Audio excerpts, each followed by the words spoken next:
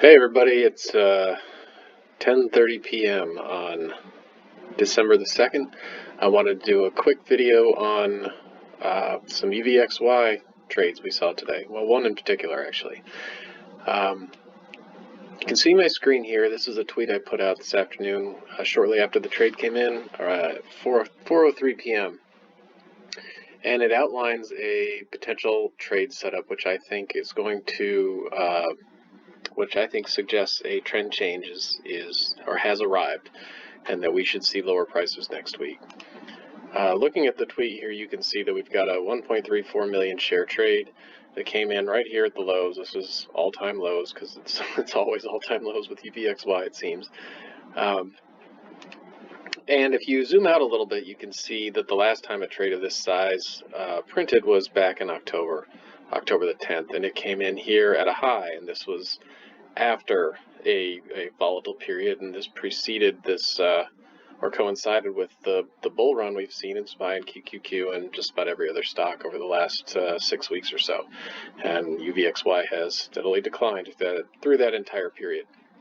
Seeing this print here at the low suggests to me that an institution is preparing for stocks to begin a retreat. And there's no way to know if it'll happen. There's no way to know that if it does, how far it might go or how long it might last. But these very large trades, particularly in UVXY, tend to appear at highs and lows, and they tend to precede and succeed large magnitude moves in stocks. So if we look at some other periods, I wanted to show you some other periods of time in which we saw the same phenomenon. This is the period from that I just showed, from October 12th down here to December the 2nd. And if we look back at other periods earlier in 2022, we can see the same phenomenon here. We've got a low in UVXY coinciding with a high in SPY or QQQ right here on the 4th of October. And on that day, we saw 1.8 million shares arrive. This trade is 22 times larger than average. It came in at a relative low for UVXY, and if I pulled up a SPY chart, I'm sure we would see that that was at a relative high. And as you can see, the next few days afterwards, we saw volatility spike up, steadily rise from the low 11s up to the mid 13s. This lasted for 5 or 6 sessions, give or take, maybe a week or so, and it terminated here with 2 very large trades at the end of the run. We got 1 million shares and 989K shares right up here at the end of the run.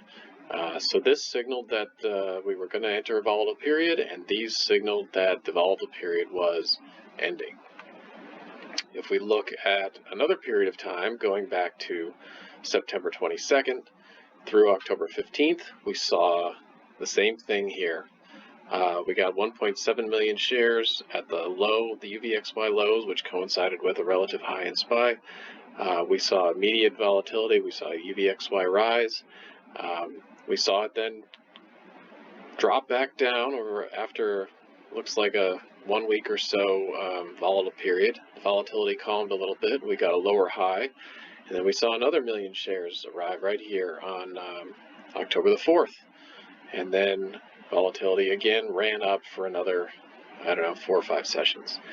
And then we knew when it ended because they closed it out, and they put a 1 million share trade here and another 989K here at the end of it. So big trade at the low, swing up, another big trade at the low, swing up, 2 big trades here at the high, and that was the end of it. That was October the 10th, and then looking here at the previous chart from October the 12th on, you can see what happened after October the 10th. And I actually have the date wrong on this, so I'm going to refresh that. And you can see that the 2 trades from October the 10th from the previous chart are right here, and look what happened since. It's been a mega rally in stocks and indexes pretty much ever since. Another example, we can go back to April 25th, and April 25th, we saw 1 million shares of UVXY come in here at a relative low. The next day, we saw volatility rise from 15 up to 18, and then it kind of, meandered a little bit and spiked up here on May the 2nd. And these two prints were not as large. One was 500K, one was 850K, but certainly large enough to suggest that they were getting out. And they didn't catch the exact high. You saw that price spiked up here and then immediately started to decline. And then these two dark pool prints hit, and that was the end of the run for volatility. And you can see it kind of quickly fell back down below the levels that this little volatility rally began at. And then one last example. And this one is slightly different, and it's in the back of my head as a potential outcome for next week. But we have a 1.4 million share trade here on May the 16th, again coming in at a period where volatility had been falling. Institutions bought in right here. And then what you see is the next day, the price dropped. So this trade executed at 1509. You can see price dropped immediately down to 1450, and it kind of stayed. It dropped a little further into the lower 14 area. So the next session, volatility fell. And I remember this day, and I remember thinking to myself, did they really sell an enormous amount of UVXY at the low only to take it lower? That's possible, but it's unusual. So anyway, just waited another session to see what happened, and you can see the very next day on the 18th, boom, we got a really big spike up in volatility from 1450 or so on the close of the 17th, all the way up to the 1850 level here in the close of the 18th.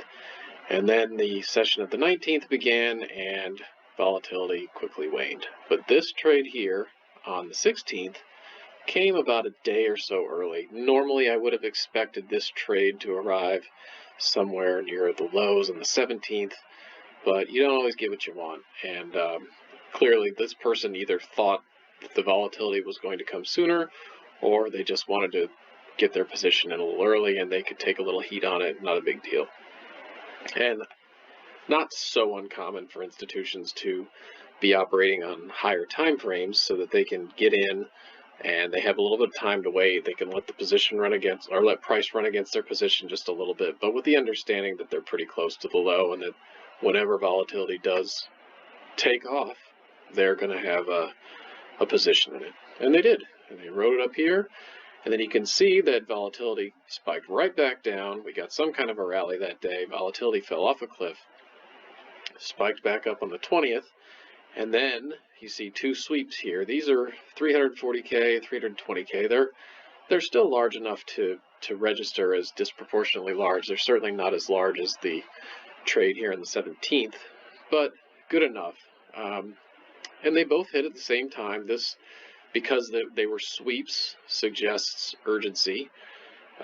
Get me out of this position right now, and that's what happened. So two big trades, a penny apart, maybe less than an hour apart, exiting their positions, and then look, as soon as they're out, price just falls right back off the cliff. So just another example of how we can, in some ways, anticipate volatility when UVXY trades heavily. And I've been watching UVXY for the last several weeks, thinking about this day, when it might arrive and when it might suggest that this bull run is over. And there's been very little activity on it. I mean, it's been trading so lightly. I could pull up charts, and anybody with any subscriber or anybody who's doing their free trial can certainly log in and pull up a chart, but they've practically ignored it for the last several weeks. So if we look at the 50 largest trades here, I haven't even done this, but we'll see what's there. Probably just a smattering of very small trades all along the way. None of these are going to be anything more than noise. And if we scroll through this list here on the left, we'll see they're all 1 and 2 times larger than average. And that's not really going to move anything. That's not significant in my opinion. So if we just filter this down to the 10 largest, we'll see that they've dabbled here and there, but price has just fallen straight through these. These aren't going to stop anything. If anything, this is probably institutions just shorting it on the way down, just trying to make a little bit of extra money with each trade. But this one here suggests to me that they are buying, and they are ready to take it back up. So we'll see what happens on Monday. Sometimes this results in a gap down in futures on Sunday night. Sometimes it is a nothing burger, and we wait until Monday morning. And then we saw one instance where nothing happened for a day, and actually volatility, or UVXY anyway, fell just a little bit further before finally spiking up. But it does suggest we're close, and it doesn't mean everybody should go out and buy UVXY calls and shares and expect some kind of mega crash. It just means that, if anything, it's a good signal to exit long positions, trim long positions, or hedge, or do whatever you have to do to preserve capital. It's not always an invitation to go out and short this thing with everything you got. There's no way to know how long this might go in terms of days. There's no way to know how high volatility might run. It doesn't predict or project targets. It's just showing that an institution has taken a position, and then we'll go from there. And often, but not always, what we see is, particularly with UVXY and some of these other volatility ETFs, is they'll close the position. It may not be identical in size, but it'll be large enough to let you know that they're done. And it typically will come on some kind of a spike high, and we'll see price retreat shortly afterward. So anyway, we'll see what happens next week. Again, no guarantees.